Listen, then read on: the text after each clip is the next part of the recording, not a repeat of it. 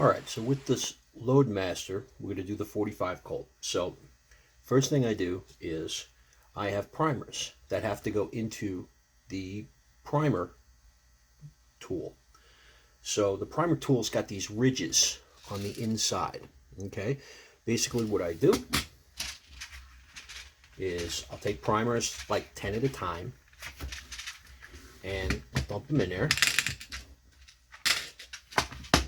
And the nice thing about these ridges is, see if I can get this. When I go like this,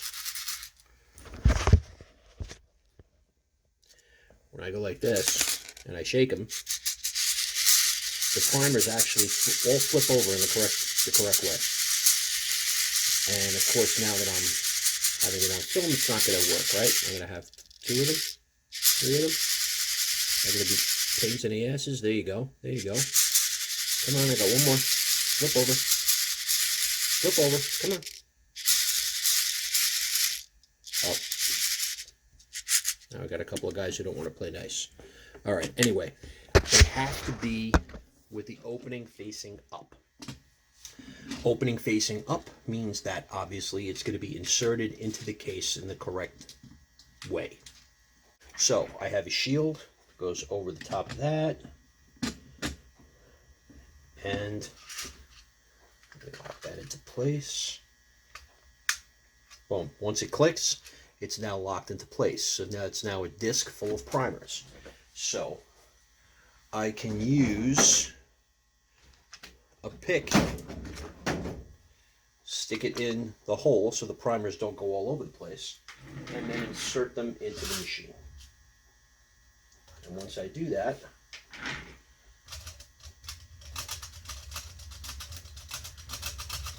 I got to shake them around a little bit to make sure the primers fall into the chute. And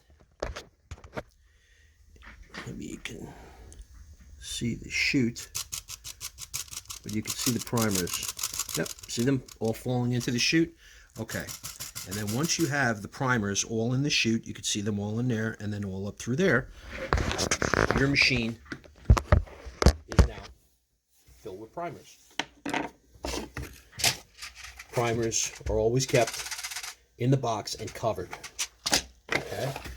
And that's the empty box. We'll get rid of that. All right. Now, the powder, I've already filled the powder up. You fill the powder about 3/4 of the way up. You want an air gap inside the top of the powder.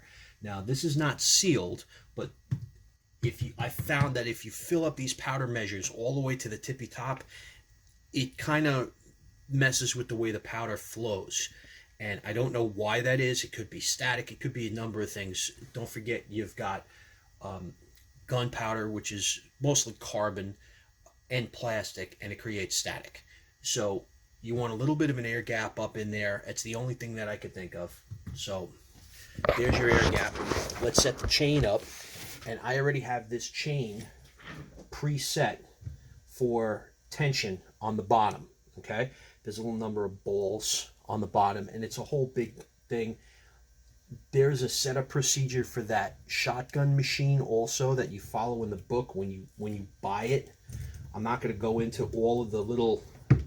If I went into all the little adjustments on these machines and everything that could be done to them,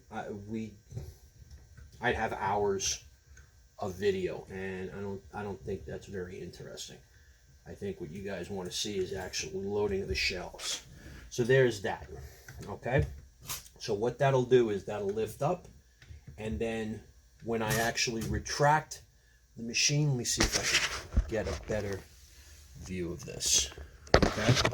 When the case goes up, it'll go up inside that, and it'll push the powder measure up, which will dispense the powder. And then when I pull the machine back down, the chain pulls the powder measure back down and into its initial position, all the way back. And let me just do another chain adjustment. I want that just a little bit. One more ball. Can I get through there? There you go. I want that just a little bit on the tight side. So when I bring it down, it retracts it all the way. Okay. All right, so there's that. We're going to start off with checking the case lengths. So the case lengths, like in an earlier video I showed you, I use the SAMI specifications that are right on the front of the reloading instructions, right on the front of the kit. So the maximum trim length is 1.285 inches. So this is already, let me make sure that this is zeroed. You always zero your calipers and your mics. Okay, and this is at 0. Perfect. So 1.285, 2, and 85. Boom, on the nose. Okay, I'll lock that in, and then I will sit here and I will check each case. Okay, I just did all 50 of these. So all 50 of these are well within the maximum trim length.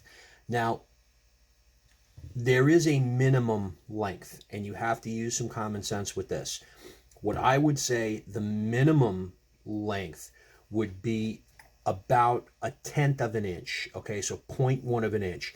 So if I was to ever put one of these in the caliper and it's really, really loose, okay, I would then do an overall measurement. So if the maximum trim length is 1.285, if it's less than 1.185, I would throw that case away.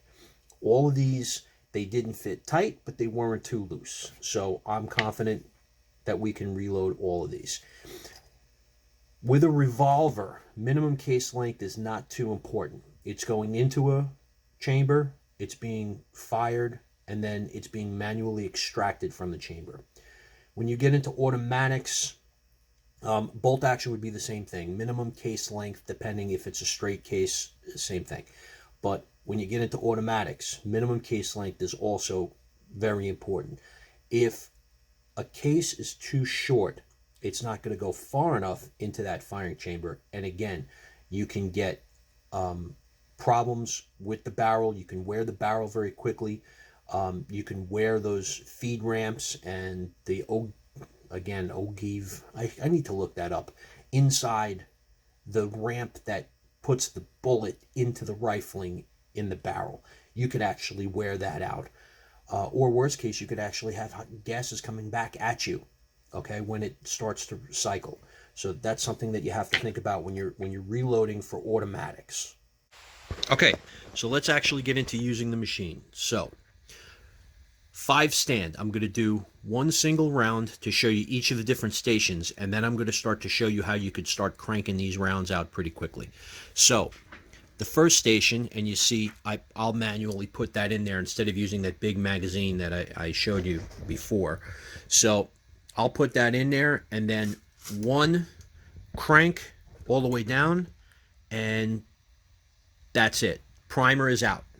Okay, I'll bring it back down. I'll push it. It'll go to the second.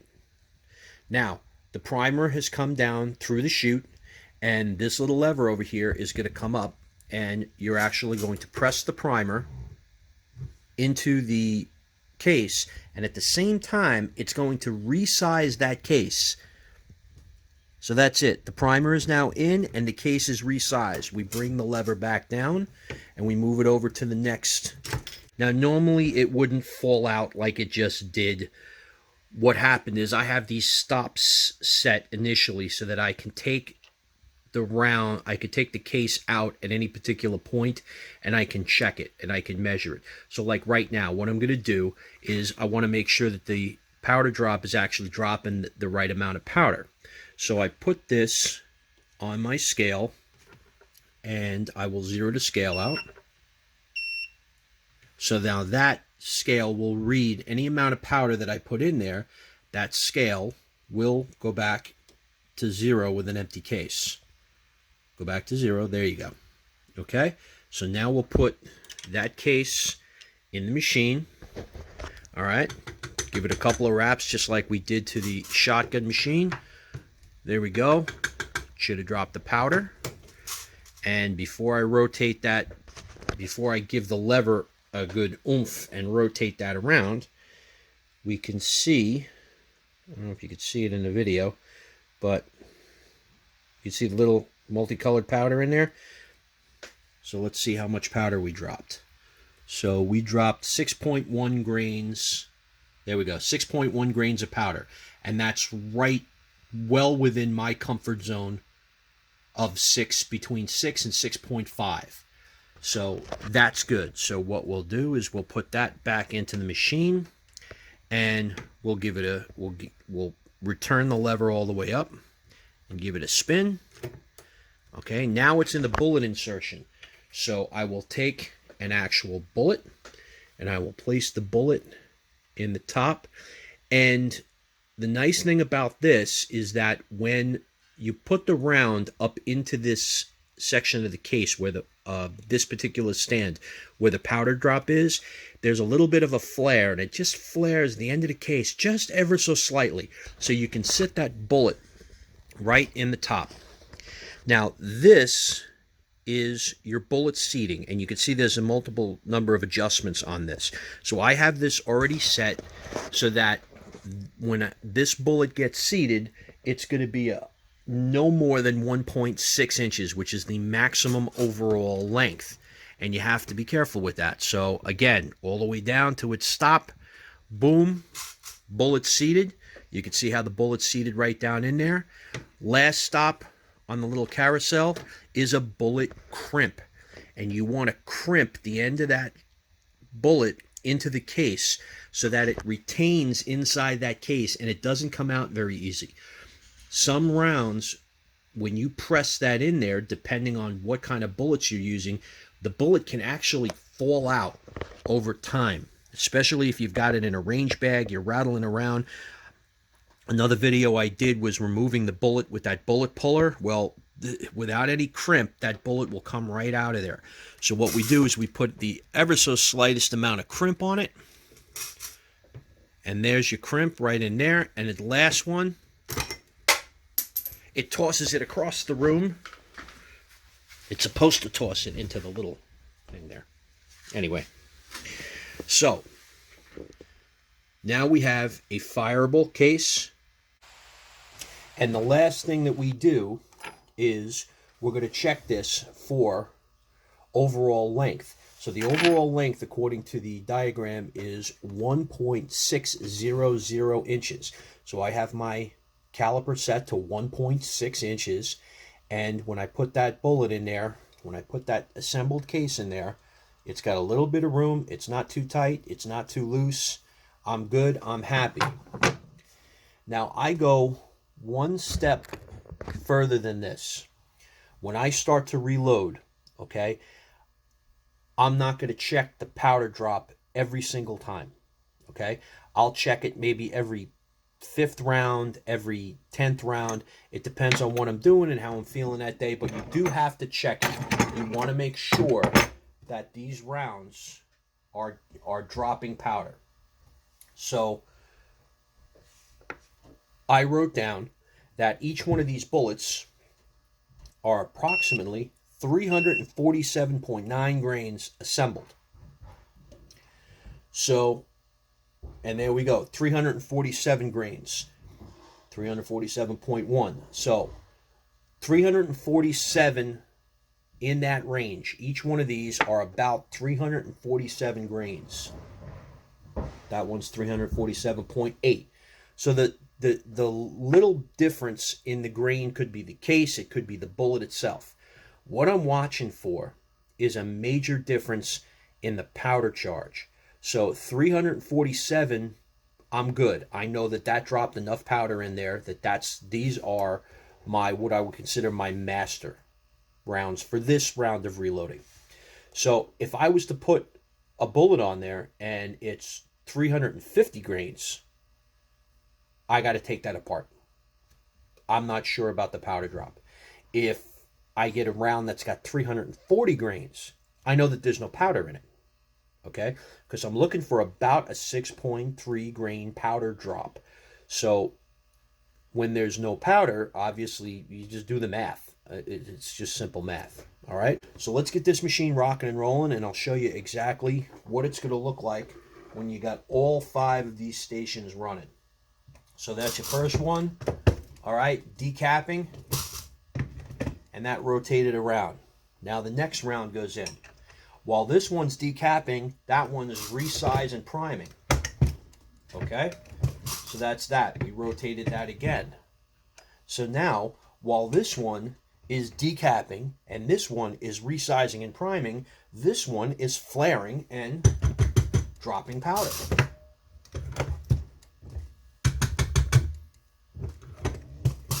And we rotate that again. We put another one in. Now, while this one is decapping, while that one is resizing and priming, while this one is accepting powder, this one I'm putting a bullet on.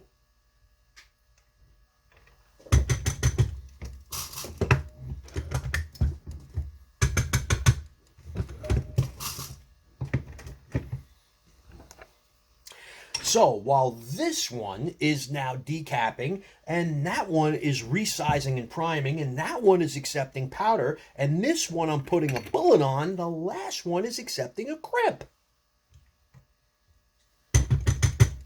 I get too excited.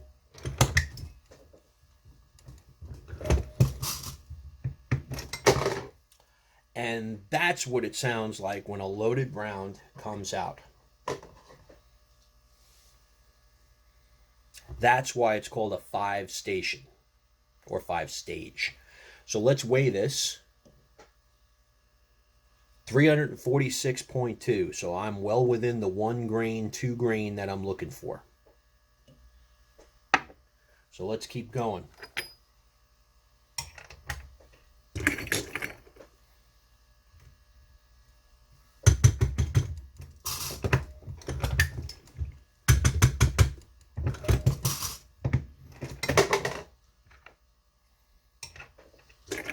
And this is about as fast as you're going to go. You don't want to go any faster with this when you're pumping out brass rounds. Center fire, pistol,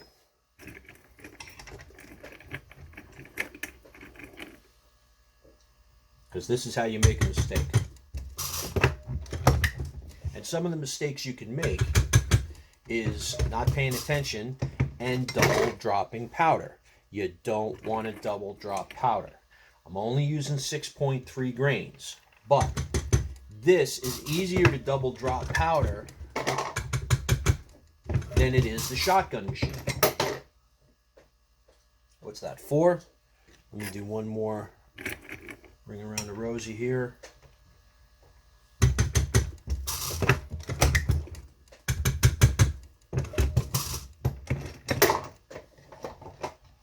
All right, now I have 5 rounds. Beautiful, reloaded, ready to rock and roll. 346, 348, 347,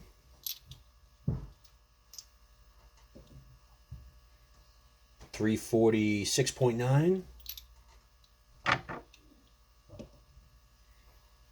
347.1, all within the 1 grain of the 347 number that I got for a total weight of each one of these cases. I am now confident in that this machine is set up correctly and it's going to continue to pump out cases as long as I feel like they should be pumped out.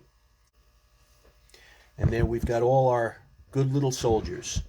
So I will continue to finish off the 50 rounds that I have here, and that is the machine in its entirety.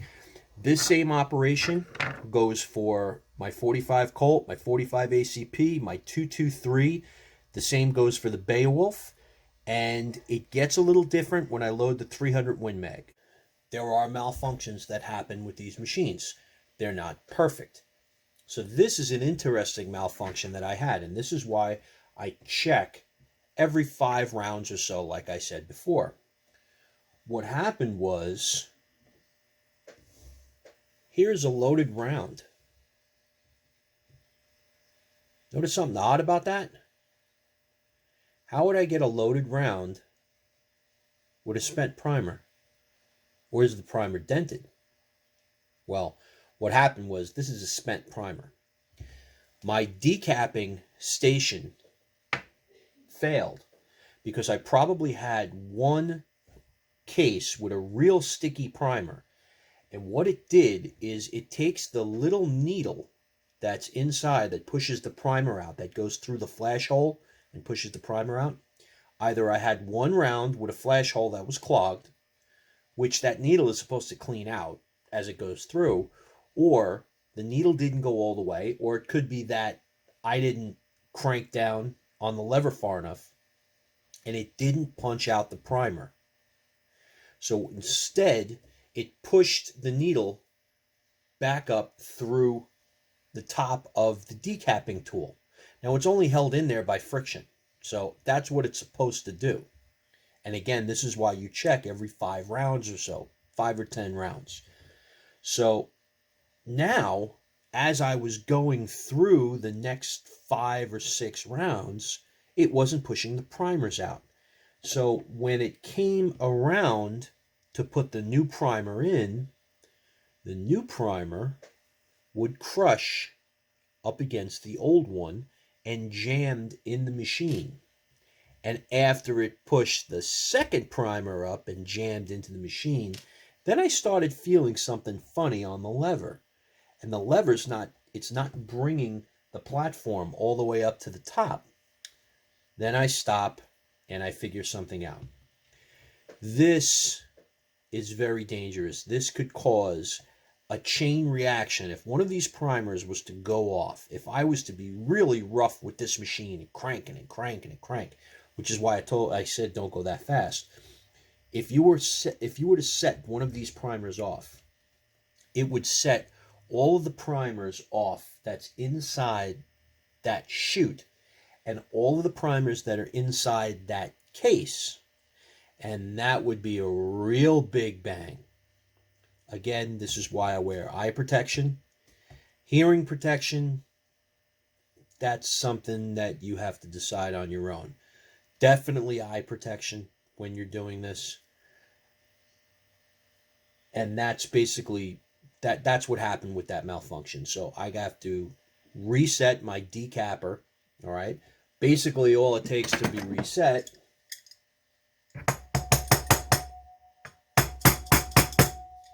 is I got to loosen that up a little bit.